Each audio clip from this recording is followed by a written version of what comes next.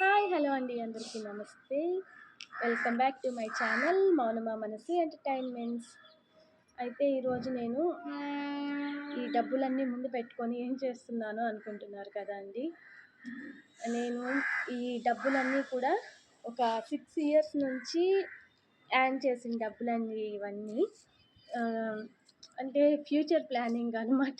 అప్పటికేదో చిల్లరంతా దొరకదు, ఇంకా రూపాయి బిళ్ళలు రూ. 2 బిళ్ళలే కనిపించకుండా పోతాయన్న రేంజ్లో నేను ఇవన్నీ దాచిపెట్టానండి మా వారి దగ్గర అప్పుడప్పుడు సేకరించి.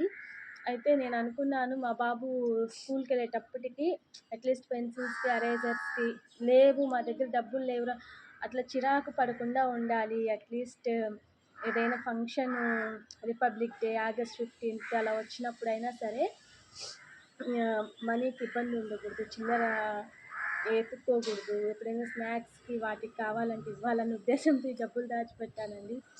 అయితే ఈ డబ్బులన్నీ వచ్చేసరికి ఇట్లా ఫస్ట్ నేను 2019 నా మ్యారేజ్ అయిన కొత్తల్లో నేను ఈ డబ్బులు దాచిపెట్టానండి. అంతా నేను ఏమంటారు స్టీల్ డబ్బాలో వేసి పెట్టానమాట. ఈ అమౌంట్ వచ్చి దాంతో ఇదంతా చూసారా, ఇట్లా ఈ కలర్లో మారిపోయింది, ఇదంతా ఈ కలర్లో మారిపోయినాయి మొత్తము. చాలా వరకు అన్నీ ఈ కలర్లోనే మారాయండి. చాలా 2 రూపీస్ బిళ్ళలు అయితే ఇవన్నీ పాతవి కదా, చాలా పాతవి ఈ కాయిన్స్ వచ్చి. పాత అవేసరికి ఏంటంటే ఇవి ఏదో ఇష్టంగా దాచాను కానీ ఇవే ఎక్కువ సిలుం పట్టేసాయండి. నేను అమౌంట్ వేస్తున్నానే కానీ అది ఏమవుతుంది ఏంటి అనేది గమనించుకోలేదన్నమాట. ఇలా చాలా కాయిన్స్ సిలుం పట్టేశాయి.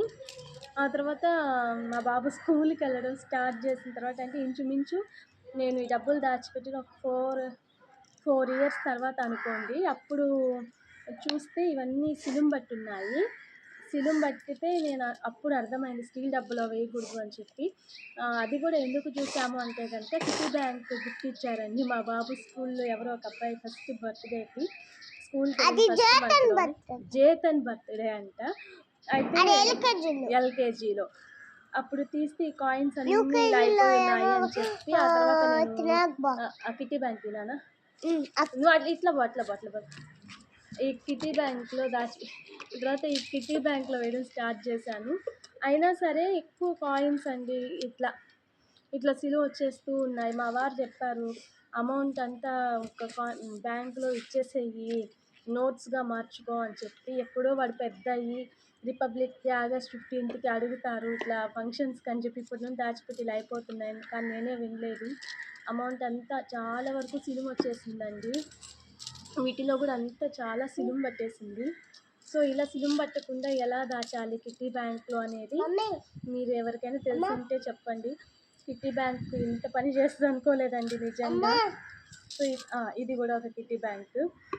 సో ఇదైతే ఈరోజు వీడియో అండి. డబ్బులు అత్యాశగా దాచిపెట్టి ఎక్కడికో వెళ్ళిపోతాయి ఆ డబ్బులన్నీ అన్నట్టు దాచిపెట్టి వాటిని మనము తినక ఎవరికి పెట్టకుండా ఉంటే ఇలా అయిపోతాయేమోనండి. సో ఇది అండి ఈరోజు వీడియో. మీకు కనుక వీడియో నచ్చినట్లయితే లైక్ చేయండి, షేర్ చేయండి, సబ్స్క్రైబ్ చేయండి. మనీని నాలాగా వేస్ట్ చేయకుండా ఎలా దాచిపెట్టాలి సిలుం పట్టకుండా అనేది తెలుసుంటే కమెంట్ చేయండి. థ్యాంక్ యూ, నమస్తే, హ్యావ్ ఏ నైస్ డే. ఇలాంటి మరిన్ని వీడియోస్ కోసం నా ఛానల్ని సబ్స్క్రైబ్ చేసి పక్కనే ఉన్న బెల్ ఐకాన్ని క్లిక్ చేయండి. Thank you.